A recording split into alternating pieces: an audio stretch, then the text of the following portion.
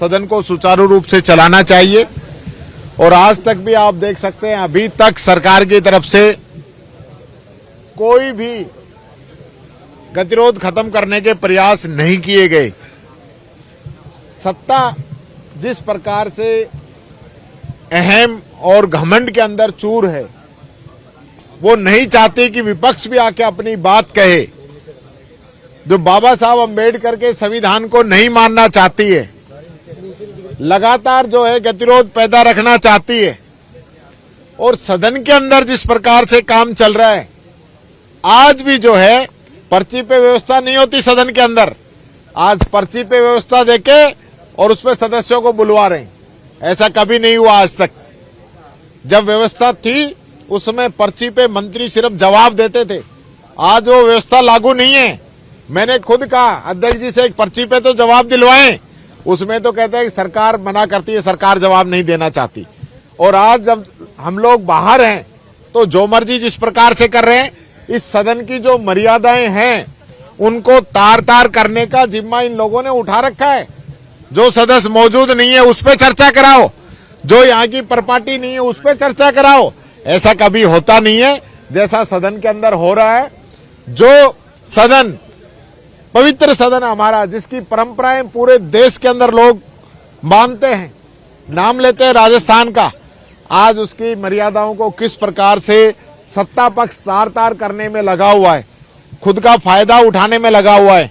ये समय मैं समझता हूं इस लोकतंत्र के लिए काला अध्याय है जो भारतीय जनता पार्टी रचना चाह रही है। मुझे मेरे स्पीच से रोका जा रहा है। पिछली बार जब मेरी स्पीच थी उस दिन इनकी सरकार ने जवाब नहीं दिया, अगले दिन जवाब दिया, बाहर मीडिया में आके जवाब दिया, लेकिन गतिरोध खत्म हो इसके लिए सदन के अंदर जवाब नहीं दिया। और वही बात आज है, आज भी मेरा बजट पे स्पीच है, क्योंकि ये लोग नहीं चाहते कि बजट को क्रिटिसाइज किया जाए, बजट के अंदर जो कमियां हैं वो उजागर हो, इसलिए ये लोग कोई वार्ता नहीं करना चाहते हैं। मैं मीडिया के माध्यम से फिर कहना चाहूंगा, हमें अपने हट छोड़ के राजस्थान की जनता के हित में आगे बढ़ते हुए इस गतिरोध को खत्म करना चाहिए और सदन के नेता को इसके अंदर अग्रणी भूमिका निभानी चाहिए। मैं कई बार कह चुका हूं, वसुंधरा जी रही हूं, अशोक गहलोत जी रहे हो, चाहे भैरव सिंह शेखावत जी रहे हो, सब लोगों ने आगे बढ़ के हमेशा गतिरोध को खत्म किया है और आगे चलाने का काम किया है। खुद देवनानी जी को इस सदन से निकाला गया था और उनको निकालने के बाद में यही आसन के पास गए थे, वो उनको निकाला था सिर्फ एक दिन के लिए, हमें निकाला है पूरे सत्र के लिए। और जब उनके बारे में बात हुई तो उनकी तरफ से माफी जो खेद प्रकट किया था राजेंद्र राठौड़ जी ने, न कि देवनानी जी ने खेद प्रकट नहीं किया था। ये जिस प्रकार से प्रेशर बना रहे, और इसी प्रकार से जब राजेंद्र राठौड़ जी को निकाला गया था तब खेद प्रकट किया था गुलाब चंद जी कटारिया साहब ने। और एक बार और लास्ट टाइम इतना गतिरोध बढ़ा कि उस समय सत्ता पक्ष की तरफ से अशोक गहलोत जी ने और विपक्ष की तरफ से वसुंधरा राजे जी ने खेद प्रकट किया था। तो ये जो जिस प्रकार से ये जो लोग कर रहे हैं ना, ये ड्रामा ठीक नहीं है।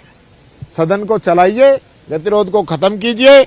हम लोगों को भी हमारी जनता ने जो भेजा है, राजस्थान की जनता के लिए जो हमें हक दिए, उन पे बात रखने का मौका दीजिए। आपने मॉक यहाँ पे पार्लियामेंट लगाई और इस तरह की बातें की, इसकी जरूरत क्यों पड़ती है? जनता के जो मुद्दे हैं वो जनता के मुद्दे सरकार के संज्ञान में तो आए। आज जिस प्रकार से छोटी छोटी बच्चियों से रेप हो रहे हैं, ये कह रहे थे नहीं सहेगा राजस्थान, तो आज क्यों सहे राजस्थान? आज कहां चले गए ये लोग? एक शब्द नहीं बोलते हैं। कानून व्यवस्था क्या हाल हो रहा है? अवैध माइनिंग, अवैध बजरी की निकासी, माफिया सब पनप गए। सब में सरकार का जो है संरक्षण है। खुद इनके मंत्री आरोप लगा रहे हैं, उसके बावजूद चर्चा नहीं है। ये चीज गलत है। राजस्थान की जनता के साथ ये लोग खिलवाड़ कर रहे हैं। सत्ता पर बैठकर जिस प्रकार से इनका व्यवहार है वो निंदनीय है। विजयनगर में पूर्व पार्षद जो हाकिम कुरैशी मास्टरमाइंड, उसी के साथ बीजेपी के जो नेता हैं, वहाँ के वरिष्ठ नेता, उनका नाम आ रहा है जो सत्ता में है अभी वहाँ। देखिए, मैं कहना चाहूंगा इस प्रकार की घटनाएं जो हैं भारतीय जनता पार्टी के राज के अंदर हो रही हैं, इस पे लगाम लगनी चाहिए, सख्त कार्रवाई होनी चाहिए। जो भी दोषी है उन पे सख्त से सख्त कार्रवाई होनी चाहिए।